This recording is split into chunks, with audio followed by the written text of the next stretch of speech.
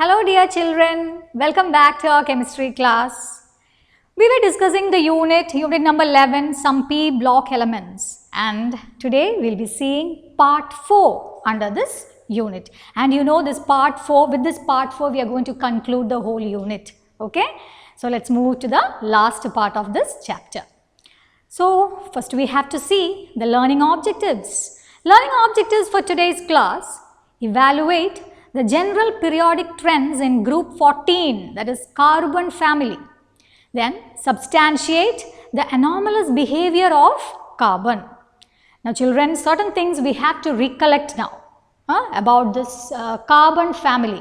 In the last class we were discussing about boron family, that was group 13. Now we have moved from group 13 to group 14. So carbon family, you can see the members there. Group 14 elements are carbon, silicon, germanium, tin and lead. These are the members. You could see the groups from 13 to 18 displayed there. After boron family, carbon is coming. Yes, you got reminded about that. Now about carbon. The element carbon is called the basis of life. There is an entire branch of chemistry devoted to carbon compounds called organic chemistry, which was our first unit, right? We have done that. Then how many electrons are there in the valence shell? How many electrons are there? 4. Then which are the members? Already we discussed, isn't it? Now how many of them are non-metals and how many of them are metals, and which is the metalloid? Well, carbon is a non-metal, we all know that. Which are the metalloids? Which are the metalloids? Silicon and germanium. Silicon and germanium are the metalloids. Then tin and lead. Tin and lead are typically metals. They are all reactive. Now, properties vary among these elements. All these elements have different properties. They are all solids at room temperature. So, we recollected all these things about carbon family. Now, topics for today's class: general periodic trends of group 14 and anomalous behavior of carbon. Well, general outlook of group 14. This is how this is the way in which we had analyzed group 13 also. Group 13 we analyzed in such a way. In the same way itself we have to analyze group 14. Okay. So starting with the general electronic configuration, NS2, NP2. How is it? NS2, NP2. This is the general electronic configuration of group 14. Well children, what was the general electronic configuration of group 13? What was it? NS2, NP1. There was only one electron for boron family. This was group 13. And when it is group 14, what happened? We are moving from left to right. We are moving from left to right. That means one electron is additionally added, and that's observed here. NS2, NP2. So this is of group 14. Getting back to the slide to know more about carbon family. Carbon, already we said, non-metal, the only non-metal. Metalloids are silicon, germanium. Metals, tin and lead. So we are well clear now. Then, large variation is seen in their physical and chemical properties. Though they belong to the same family, lots of anomalies are there in their properties. Occurs in elemental as well as in combined forms. As an element itself they can, or else they will combine with oxygen, hydrogen, etc. Then, 4 valence electrons, and they tend to form covalent compounds, though tin and lead will be ionic compounds. So this is the general outlook. Now let's step into the periodic trends of group 14, atomic size and electronegativity. Atomic size and electronegativity. Focus the attention here to the board right now. Let's just write the elements, okay? We are with the carbon family. Let's write the members of this carbon family. We have, starting with carbon, silicon, germanium, tin and lead. So these are the members. We got familiarized. Now children, as you move down the group, what is the general periodic trend? The size will increase. Correct? Then when we are moving from left to right, what happens when we are moving from left to right? The size decreases. This we know. Now, we got to discuss about the atomic size blended with electronegativity. With electronegativity. You know, as we are moving from left to right, we already said the size is decreasing. When the size is decreasing, the nucleus will be effectively attract the outer electrons, right? Correct? Nucleus will have a greater tendency to attract the outer electrons. In such a case, what will be the electronegativity? Electronegativity will increase from left to right. Then what happens downwards? It should decrease. It should decrease. Okay? And the reason also you know why it decreases. Now some anomalies are there, abnormalities are there. Let us see. The slide will clearly tell you that. The periodic trends of group 14, atomic size and electronegativity. Due to small size, element of this group are slightly more electronegative than the corresponding group 13 elements. Reason is there.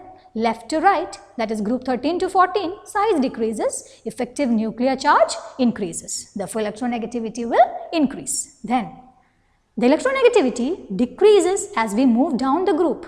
When we are moving down, it decreases. The reason is there, near to that. What is that? Down the group, size increases as electrons are added into new shells. And what happens to the effective nuclear charge? The effective nuclear charge to attract the outer electron decreases because size is large. So, the nucleus to attract the outer electron, it becomes very difficult and hence electronegativity will decrease. Yes? Now, anomaly. Look into the anomaly. What is the anomaly there? Silicon to tin d orbitals, which are poor shielders. They have poor shielding effect. We had studied in group 13. These d orbitals are getting filled. So, electronegativity remains almost constant. So, question mark is there. Why? From silicon to tin, the electronegativity remains almost constant. Why? Because d orbitals are being filled, which are poor shielders. When they are poor shielders, the nucleus will be able to attract the outermost electron less effectively. When there is a greater shielding effect, what happens? When there is a greater shielding effect, the opposite will happen. Now here, again it is told slight increase is seen in lead, poorest shielding of the f orbitals, because you know, when it is lead, Pb, look here everybody, look here, carbon is left free, okay. Then silicon to tin. Silicon to tin, what happens? Electronegativity from silicon to tin, this electronegativity constant.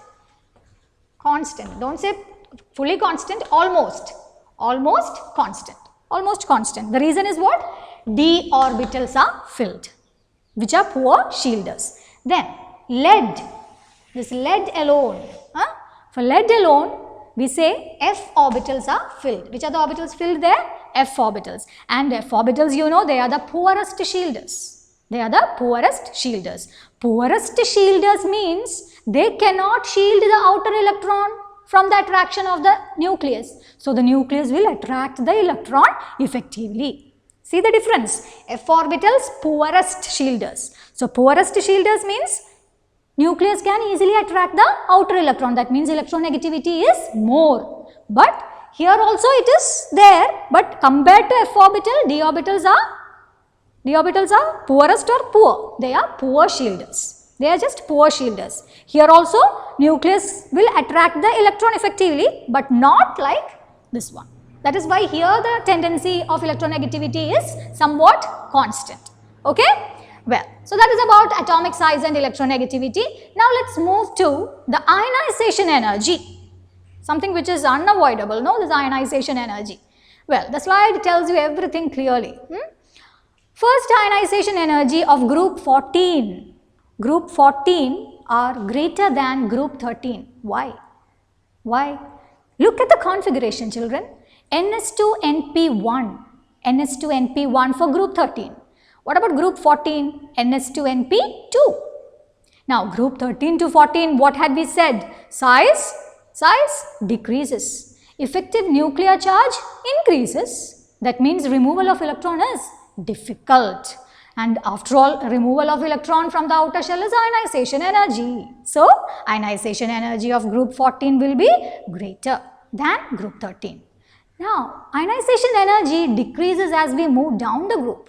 As we move down the group, ionization energy is decreasing. Perhaps you know what is the reason for that. You know, because the size is increasing.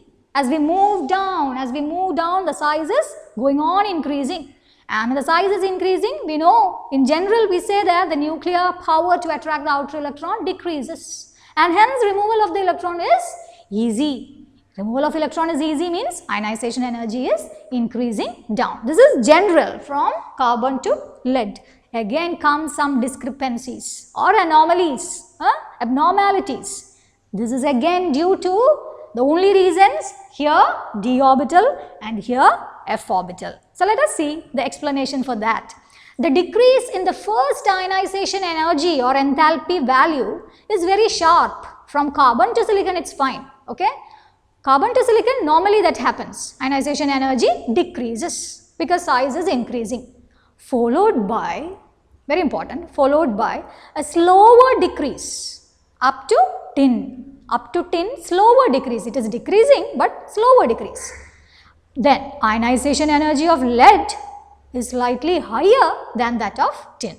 What are the reasons? The observed slower decrease in the ionization energy from silicon to tin and the slight increase in the ionization energy from tin to lead is due to the two reasons. One is the poor shielding effect of d electrons in germanium and tin and of the d and f orbital electrons in lead.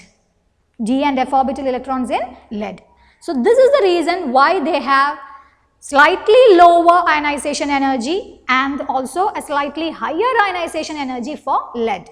I remind you children, I have been using the word ionization energy, right? Ionization energy. The slide is telling you with the other word. I had already told you ionization enthalpy or ionization energy is the energy released related with heat. Whichever word you use, no problem, okay. Whichever that you are convenient, you can use. Ionization energy is what I am convenient with, that's why I am using that. Ionization enthalpy can also be used. Enthalpy is also a form of energy, okay. So, give the reason. The main focus is to give the reason based on d orbital electrons and f orbital electrons.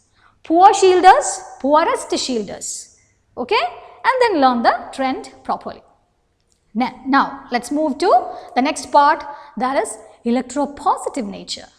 Electropositive nature, the slide will tell you everything. We have the members there again, carbon, silicon, germanium, tin and lead. Size, what happens in general we speak, when generally we speak, size increases. From the previous one, ionization energy decreases. Removal of electron is easy, and removal of electron is easy means children that is metallic nature. Because we know electropositive means it is metallic nature. Metal is a substance which loses electron. So, as you move down, metallic character will increase. And this is the third time it is appearing. Carbon is a non-metal. Then silicon and germanium is metalloid and tin and lead are metals. Because as we move down, the metallic character is increasing. Okay, metallic character increases. Why? Why it is increasing? Again, the less electropositive character of group 14 element is due to their smaller atomic size and higher ionization energy as compared to those of group 13. When we compare it with group 13, they are having less electropositive nature. But as you move down, the size of the atom increases, ionization energy decreases, and this is why electropositive character and hence the metallic character increases on moving from carbon to lead. Alright, so that is electropositive nature. Now, tendency for catenation, the very important property of this carbon family, especially the carbon atom, especially the carbon atom, and without which the organic chemistry would not have existed, correct? And we had struggled with this chapter, a huge chapter we had studied based on this organic chemistry, nomenclature, etc. And who was the main star there? Carbon, right? Carbon was there because carbon has this wonderful tendency to undergo catenation, and probably you know what is this catenation. Okay? Catenation is what? Linking up the atoms as straight chain. Carbon has this wonderful property to link with each other. Okay? So, a lot of carbon atom link and they give the straight chain. So, Carbon is undergoing this, we are well aware, and we had seen a lot of compounds for this carbon. Now, how about the remaining members? The remaining members of this group with carbon as the head, carbon is having catenation. What about the other members? This we have to discuss. And also we should know on what basis this catenation happens. Why does this carbon link? Why does this carbon link? What is the reason for carbon binding with this and bringing out a lot of millions of compounds in organic chemistry? What is the reason? Okay. Getting back to the slide to know that tendency for catenation.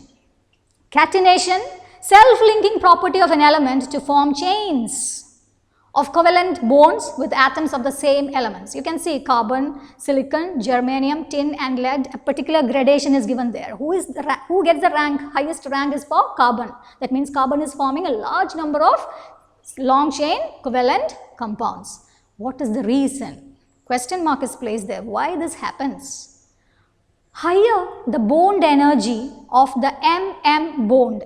Bond means the typical element of this family. More is its strength and greater is the tendency of the element to undergo catenation. The bond energies of bonds for the elements of group 14 are given below. Look at that. First one is carbon, carbon, silicon, silicon, germanium, germanium, tin and tin. Lead does not form. When it reaches to the part of lead, poor lead cannot coordinate, cannot form this covalent bond. You can see the bond energy values. The highest is for carbon.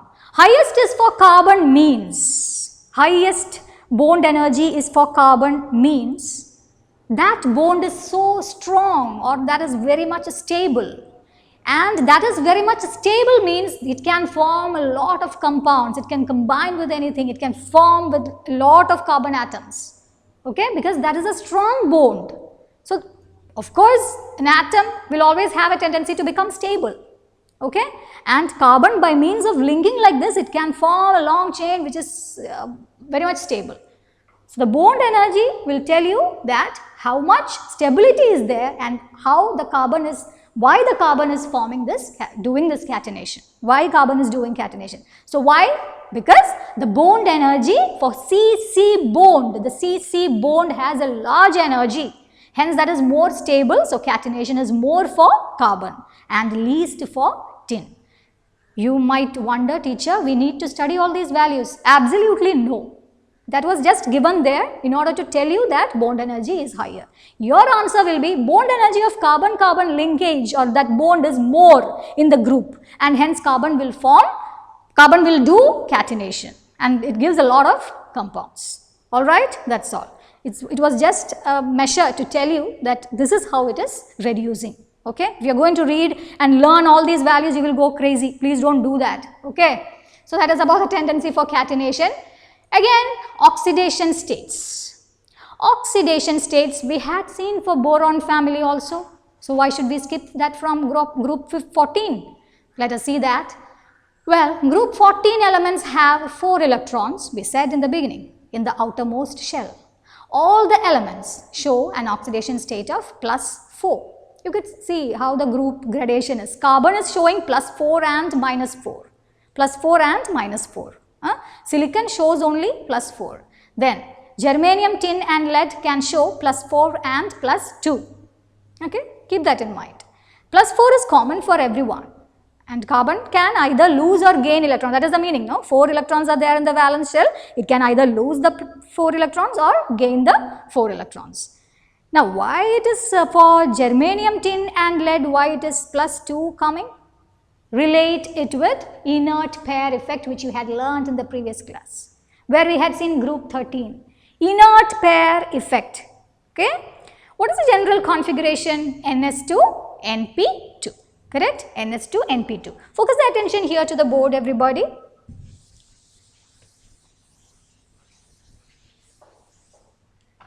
Here we have NS2, NP2 as the general electronic configuration of this carbon family. So, NS2 means there are 2 electrons, and NP2 there are 2 electrons like this, here paired, and here 2 electrons like this.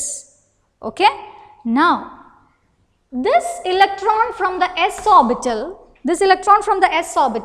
will get excited to this one. Will get excited to this one. Then what happens here? We will have like this, no? 1 electron there, and then 1, 2 and then this coming here, so 4. This means 4 unpaired electrons are there. I hope you got it clear. Here, from here 1 electron is jumping to this, that is excited. Then here 1, 2, 3, 4 electrons are there, so that indicates it can show +4 oxidation state because 4 unpaired electrons are there. And this is the case with the carbon, silicon, everyone in this group. Okay, +4. Again, as you move down, what happens? This tendency to excite the electron to this shell, to this orbital decreases due to, what is it? I had taught you, inert pair effect. Inert pair effect, that is the inertness of this s orbital electron to get excited to the last p orbital. Okay, so that reluctance is called inert pair effect, and that is observed here. For the remaining members from germanium. Which are the ones? From germanium to lead. Okay, so remember that. Getting back to the slide, well, I have placed there boron family also. Okay, because when you learn this inert pair effect, you have to compare it with boron families. You can see the members there: boron, aluminum, gallium, indium and thallium is there, and they are having the configuration NH2NP1. And here in this family, group 14, the members are there with the configuration NH2NP2. Stability of oxidation state, +1 oxidation state was, how was it? It was going, as you move down, that was going on increasing. And +3 oxidation state was going on increasing as you move up. That was the case with group 13. Now here, the oxidation states are changed, +2 and +4. And +2 state increases down. +2 is increased down and +4 is increased up. That means the lower members, especially lead, you can see the arrow from there, lead pointing out and telling you that lead is having only +2 as the most stable oxidation state. So +2 state is increasing down while +4 will increase up. And the reason is, however, as we move down the group from carbon to lead, the stability of +4 oxidation state decreases while that of +2 oxidation state increases due to, underline, inert pair effect. This occurs due to the poor or ineffective shielding of the ns2 electron of the valence shell by the intervening d and f orbital electrons, poor and poorest shielders.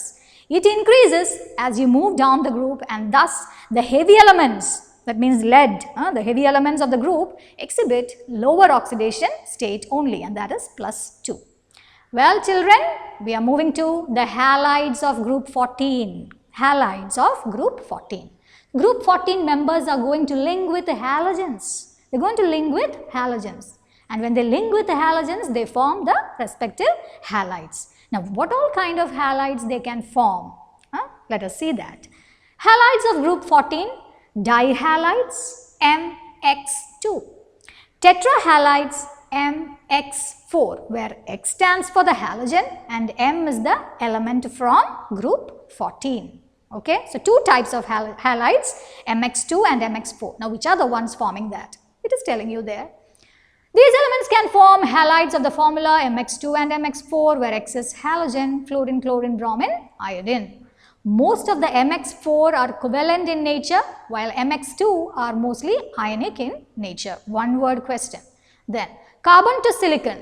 Carbon to silicon, MX4 is formed, MX2 not formed. Okay. Then, germanium to lead, both are formed, MX2 and MX4 types are formed. Okay.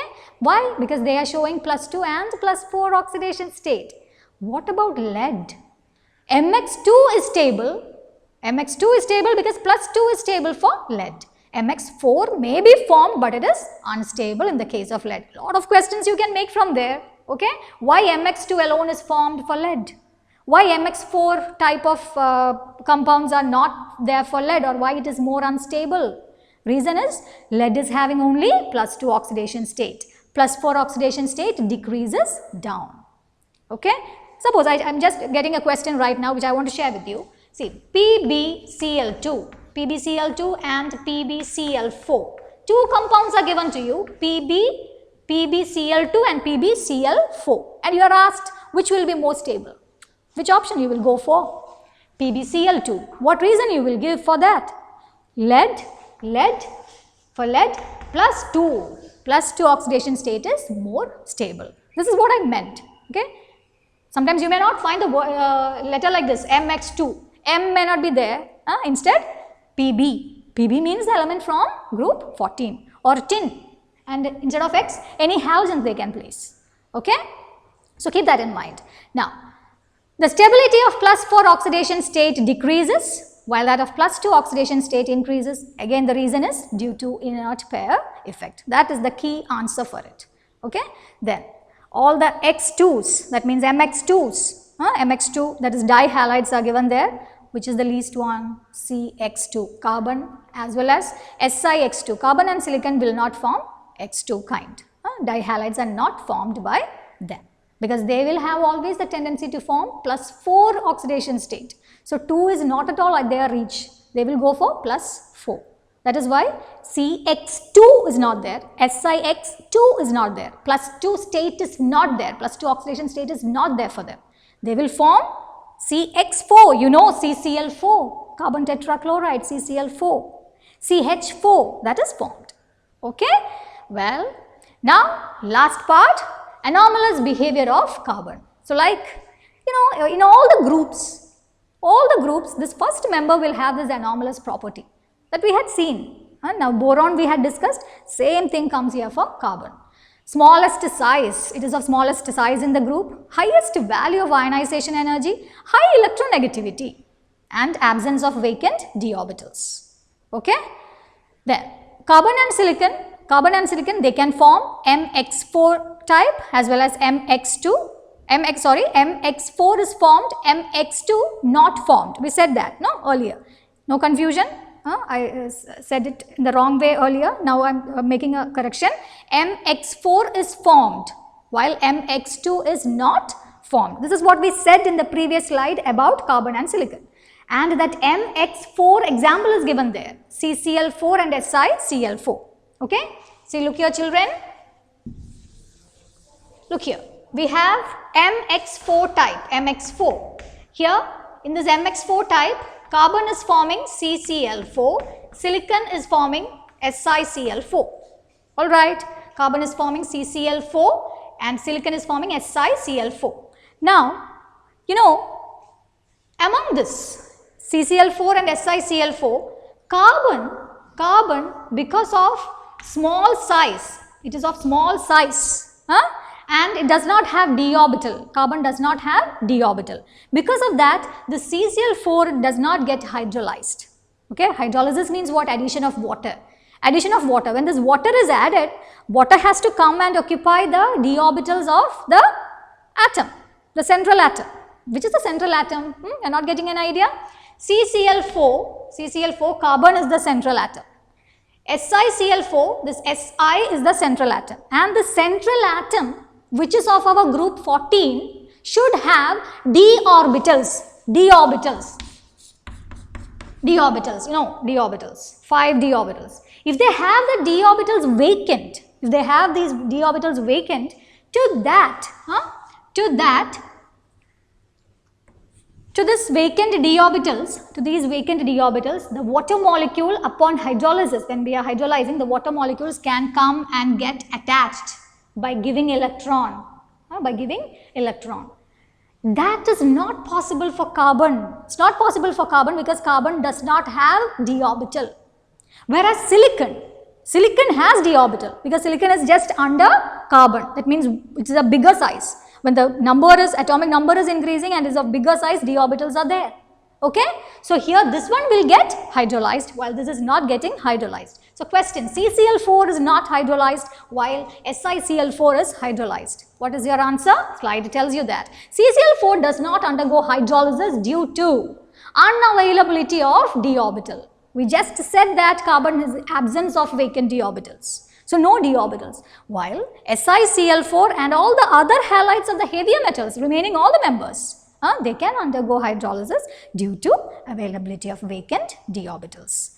So that is about the anomalous behavior of carbon, and going for the recap of today's class, general periodic trends in the chemistry of group 14. Compare inert pair effect of group 13 and 14. See, I had already compared and given to you Please don't skip that. When you learn, please do compare and write as well as learn. Then anomalous behavior of carbon and its application. One application is the hydrolysis. Just now we spoke about that example. Then compare the stabilities of MX2 and MX4 type of halides based on the oxidation numbers. Okay. So children, I have a worksheet here. Few questions are there. Kindly work out after studying the reasons for each of the dealt topics. Alright. So all the best to you. Study well, and we'll see in the next class with yet another unit. So thank you. Take care.